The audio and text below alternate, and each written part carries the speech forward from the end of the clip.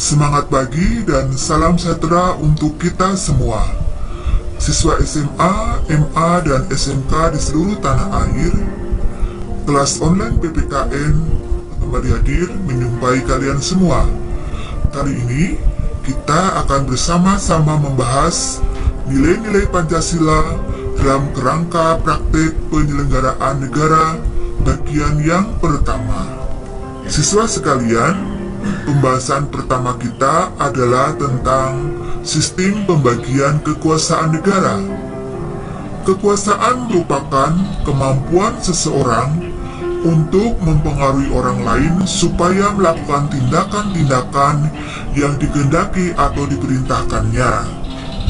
Sebagai organisasi kekuasaan, negara memiliki kekuasaan, dan kekuasaan negara merupakan kewenangan negara untuk mencapai keadilan, kemakmuran, dan keteraturan.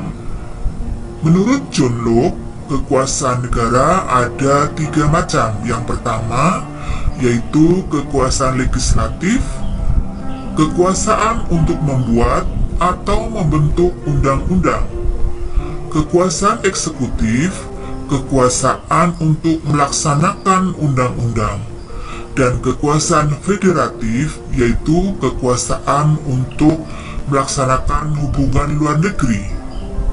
Sedangkan menurut Montesquieu, dalam konsepnya Trias Politica, kekuasaan itu meliputi 3.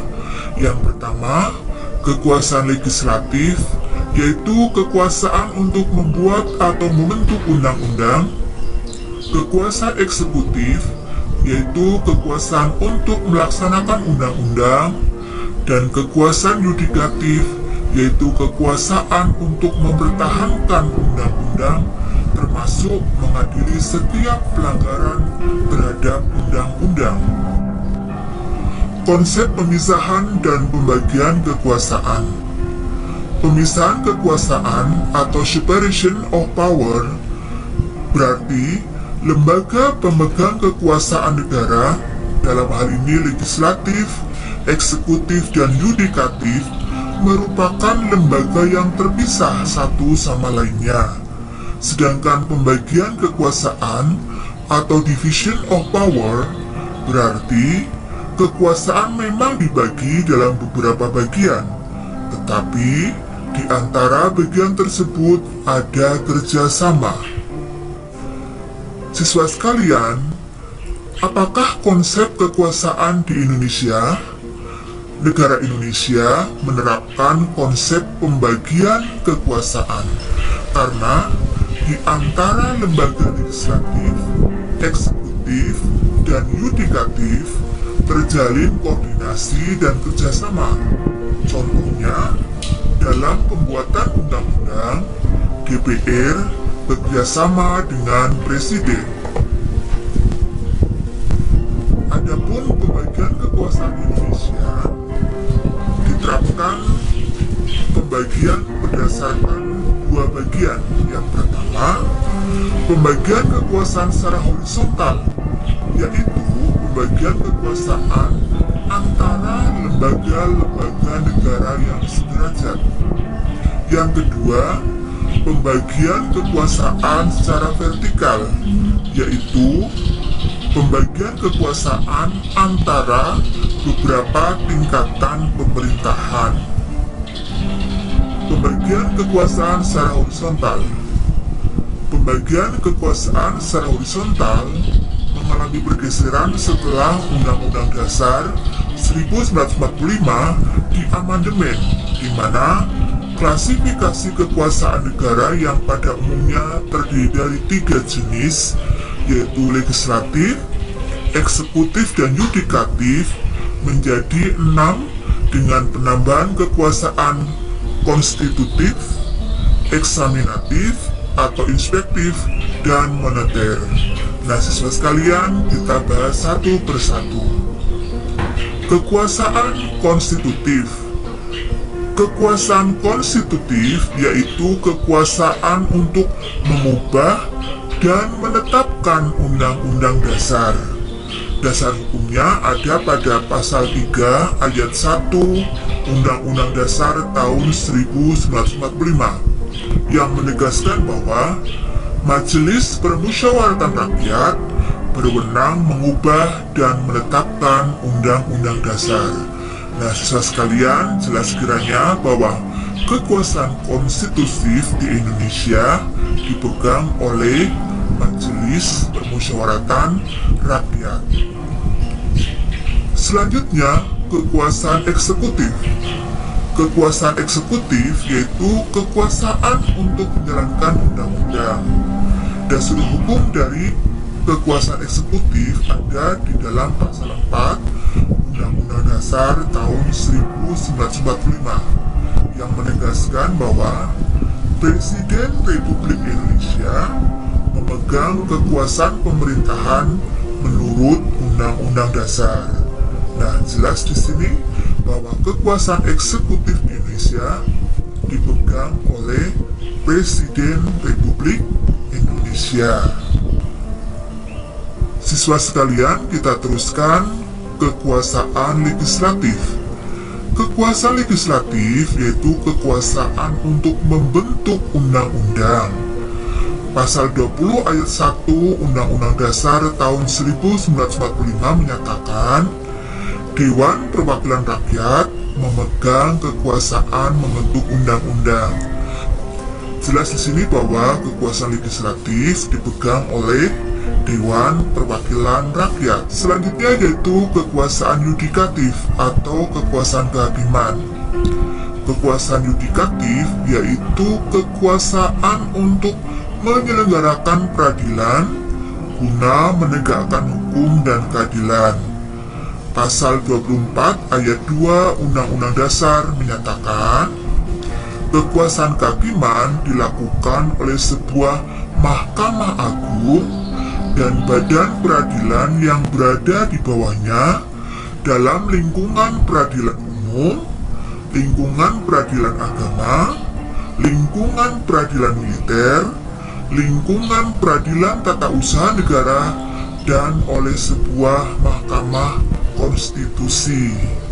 Siswa sekalian, kita teruskan pada kekuasaan eksaminatif atau inspektif. Kekuasaan eksaminatif yaitu kekuasaan yang berhubungan dengan penyelenggaraan pemeriksaan atas pengelolaan dan tanggung jawab keuangan negara. Di dalam pasal 23E ayat 1 Undang-Undang Dasar tahun 1945 menyatakan untuk memeriksa pengelolaan dan tanggung jawab tentang keuangan negara diadakan satu badan pemeriksaan yang bebas dan mandiri. Nah, kita kenal di Indonesia ada Badan Pemeriksa Keuangan. Nah, di sini tugasnya yaitu memeriksa pengelolaan dan tanggung jawab keuangan negara. Selanjutnya, kekuasaan moneter. Kekuasaan moneter yaitu kekuasaan untuk menetapkan dan melaksanakan kebijakan moneter, mengatur dan menjaga kelancaran sistem pembayaran, serta memelihara kestabilan nilai rupiah. Pada pasal 23D Undang-Undang Dasar 1945 dinyatakan, negara memiliki suatu bank sentral yang susunan, kedudukan, kewenangan, tanggung jawab, dan independensinya diatur dalam undang-undang. Siswa sekalian tentunya mengenal Bank Indonesia. Bank Indonesia merupakan bank sentral yang ada di Indonesia yang mendapatkan amanat untuk melaksanakan pasal 23D Undang-Undang Dasar tahun 1945. Siswa sekalian, kita teruskan pembahasan kita kepada pembagian kekuasaan horizontal di daerah. Pembagian kekuasaan horizontal di daerah ada pada tingkat provinsi dan tingkat kabupaten atau kota.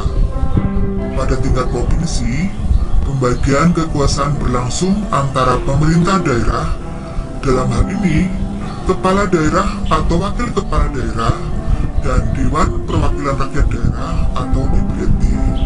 Sedangkan pada tingkat kabupaten atau kota, pembagian kekuasaan berlangsung antara pemerintah kabupaten atau kota, dalam hal ini bupati, wakil bupati atau wali kota, wakil wali kota, dan DPRD kabupaten kota. Siswa sekalian, kalau tadi kita membahas pembagian kekuasaan secara horizontal, sekarang kita akan membahas pembagian kekuasaan secara vertikal. Pembagian kekuasaan secara vertikal merupakan pembagian kekuasaan antara beberapa tingkatan pemerintahan. Pasal 18 ayat 1 Undang-Undang Dasar 1945 menyatakan, Negara Kesatuan Republik Indonesia dibagi atas daerah-daerah provinsi, dan daerah provinsi itu dibagi atas kabupaten dan kota, yang tiap-tiap provinsi, kabupaten, dan kota itu mempunyai pemerintahan daerah yang diatur dengan undang-undang. Kekuasaan secara vertikal merupakan konsekuensi dari asas desentralisasi.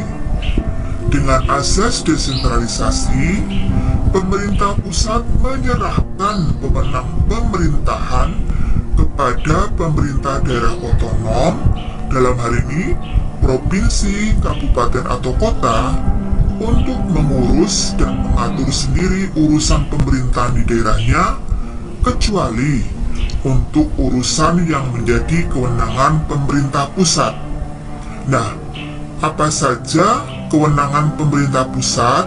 Yaitu kewenangan yang berkaitan dengan politik luar negeri, pertahanan, keamanan, justisi atau hukum, agama, moneter, dan fiskal. Pada pasal Undang-Undang Dasar 1945 yaitu pasal 18 ayat 5 dinyatakan, pemerintah daerah menjalankan otonomi seluas-luasnya kecuali urusan pemerintahan yang oleh undang-undang ditentukan sebagai urusan pemerintah pusat. Nah, siswa sekalian, demikian tadi pembahasan kita tentang nilai-nilai Pancasila dalam praktek penyelenggaraan negara bagian pertama. Sampai jumpa lagi pada bagian kedua tentang nilai-nilai Pancasila dalam praktek penyelenggaraan negara